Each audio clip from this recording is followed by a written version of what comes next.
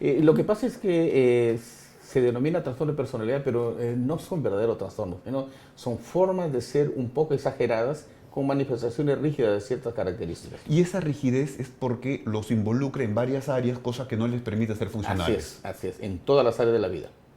Aquel que es impuntual en todos los aspectos de su vida.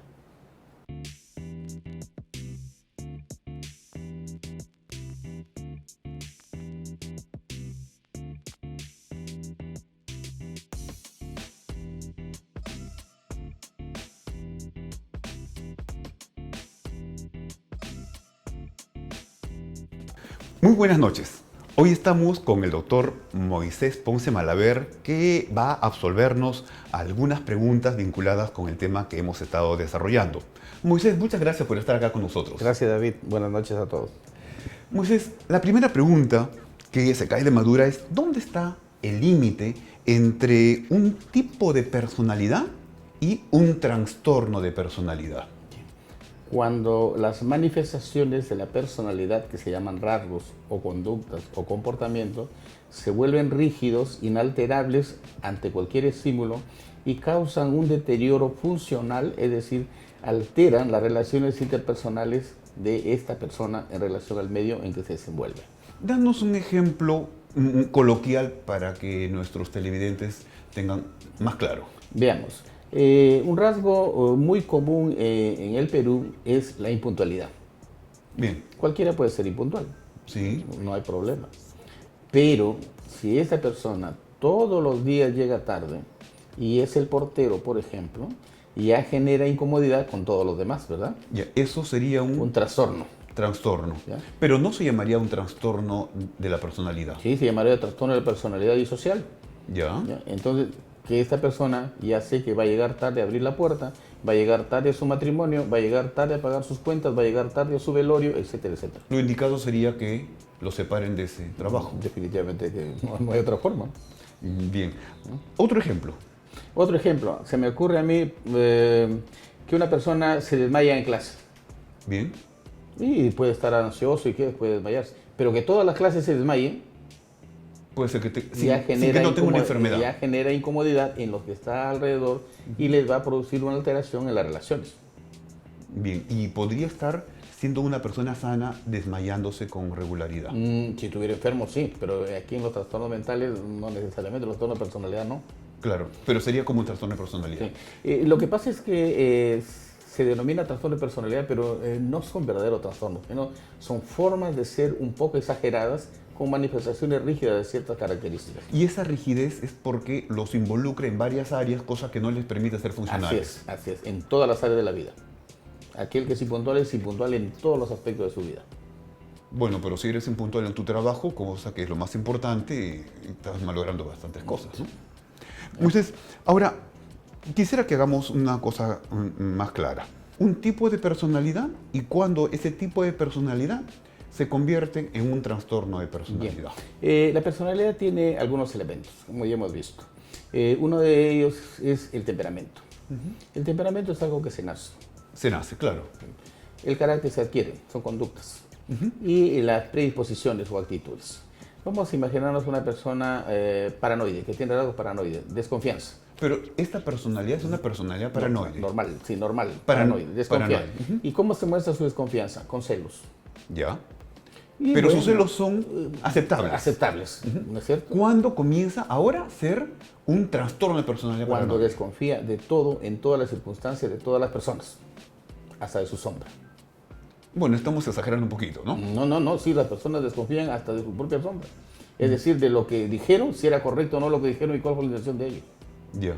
Entonces ya lo está perturbando y ya no va a avanzar, Ya no va a avanzar. en casi ningún área. Tienen acceso. Bueno, yo creo que ya suficientemente claro. Moisés, ¿cuáles son los tipos más frecuentes que ves en tu práctica profesional como psiquiatra forense, vinculado obviamente a los delitos que generalmente son los peritados, ¿no?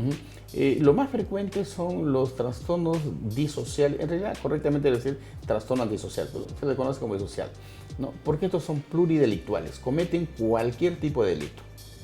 En segundo lugar, los fronterizos, El trastorno fronterizo o border o limítrofe de la personalidad también se ve inmerso en cualquier tipo de delitos, en malversación de fondos, en narcotráfico, en prostitución, etc.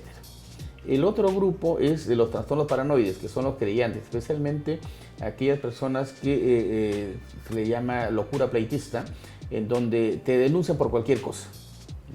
El cuarto tipo es los trastornos histriónicos de la personalidad, en donde dramatizan la situación, exagerando por supuesto, y son las llamadas víctimas imaginarias, porque se inventan ofensas, no se inventan cosas que no para les ha hacer pasado. protagonismo. Exacto. Bien. Y un quinto grupo, los esquizoides esquizotípicos, en donde se ven inmersos en rituales satánicos, etc.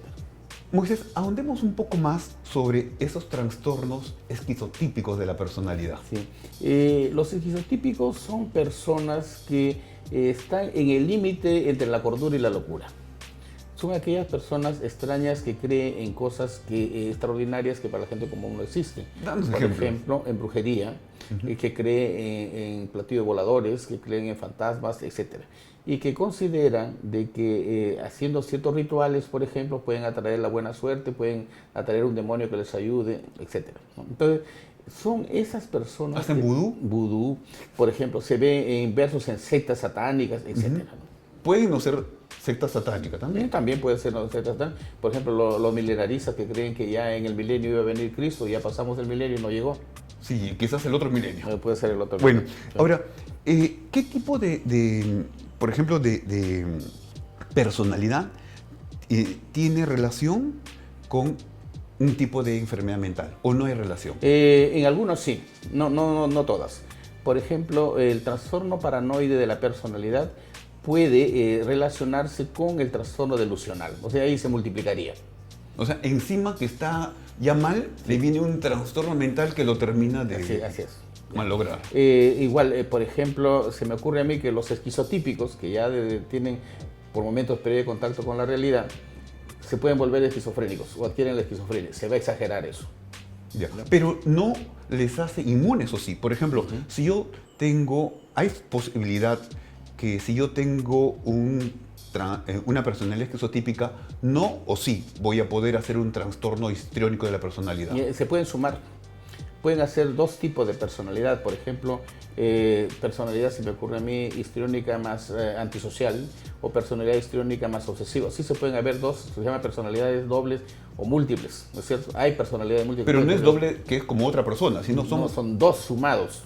Ya. O también una personalidad con rasgos de otra, pero También. que no logra ser la otra. Completamente. Completamente. Sí, así es. Entonces se le dice personalidad tipo tal, con Con rasgos rasgos de. tal, Exacto. y esa complejidad la comprenden los operadores de justicia regularmente. Algunas veces, porque es un poquito complicado. Bien. ¿Cómo decirle que esta es una personalidad, por ejemplo, histriónica, que tiene conductas disociales? No se le entiende porque la mayoría cree que el histriónico es aquel que dramatiza. Pero también debería saberse de que el histriónico tiene una característica que es manipular.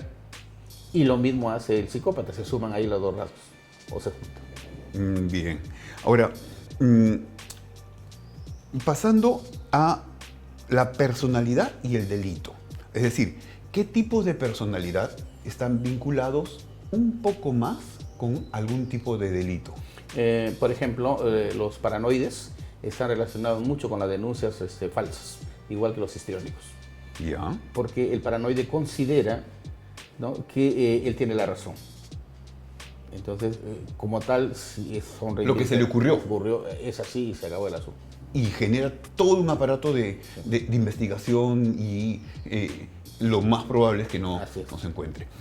Otro tipo, por ejemplo... Por ejemplo, los histriónicos que siempre se sienten que es el centro, son el centro de la atención y que piensan que los acosan sexualmente, por ejemplo, o que le están proponiendo cosas cuando nunca lo han propuesto. Claro, es todo un peligro. Son las víctimas imaginarias, decía. ¿No? ¿Y los trastornos disociales de personalidad con qué delitos? Con todos los delitos. Como tienen lo que se llama frialdad afectiva, estas personas buscan sentir algo de emoción y se involucran en violencia sexual, narcotráfico, asaltos, robos, asesinatos y un largo etcétera. Por eso decimos que son pluridelictuales. Explícanos un poco más sobre estos trastornos paranoides y lo que algunas personas llaman el loco pleitista. Ujú.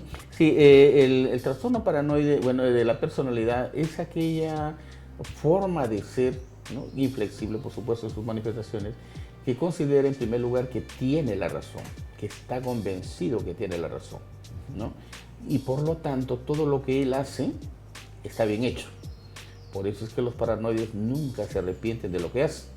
Al contrario, se cree que son muy justicieros. Por ejemplo, los paranoides están los reivindicadores sociales, ¿no? Me haces acordar a Poggi.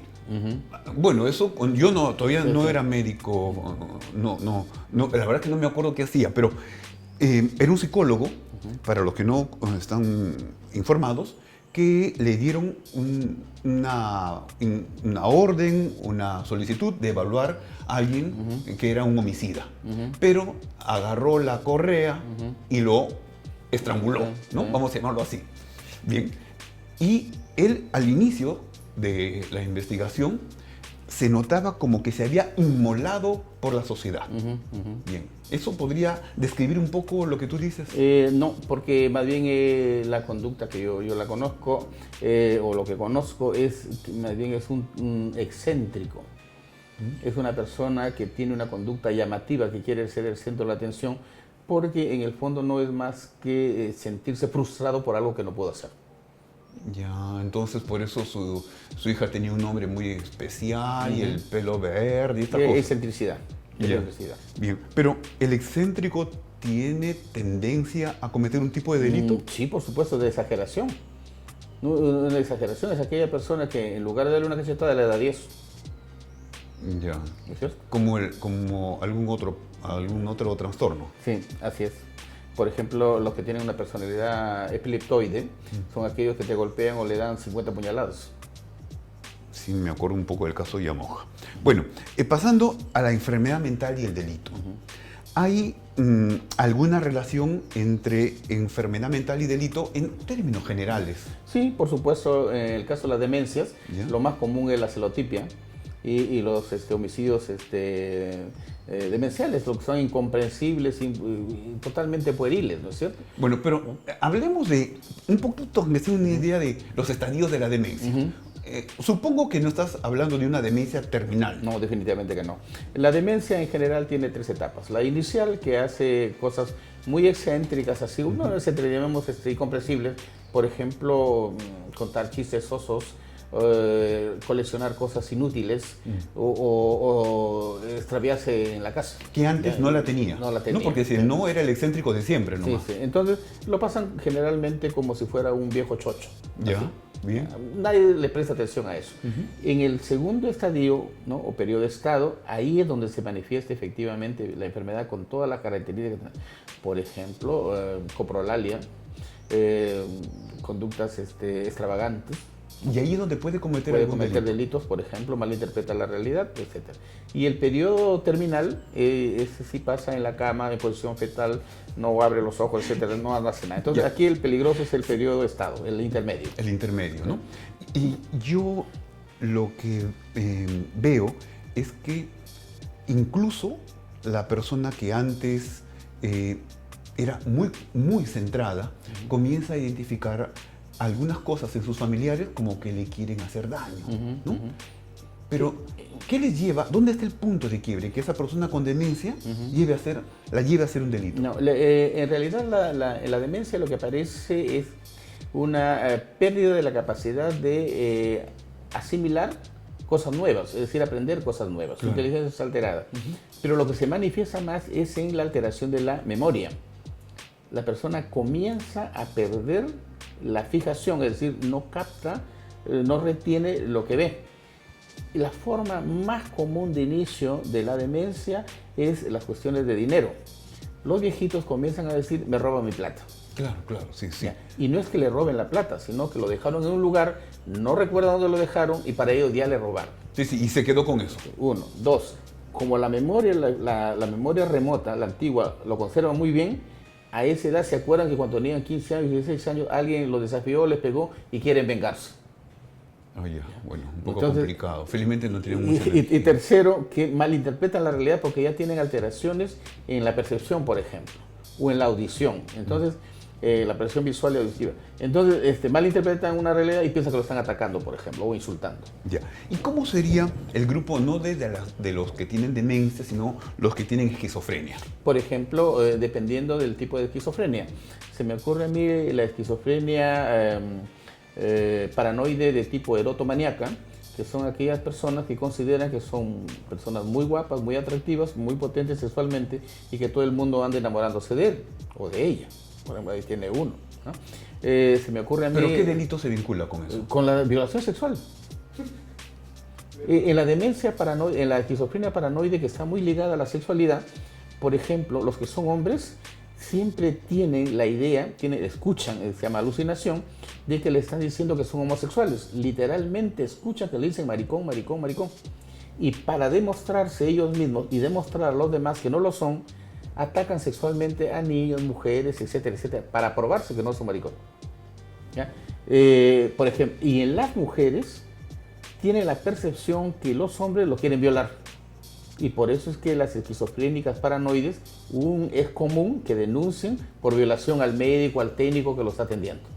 Porque se consideran que van a ser... Sí, todo un peligro, especialmente cuando no son diagnosticados. Ahora, ¿cómo manejan estos trastornos, esta enfermedad mental, la pulsión?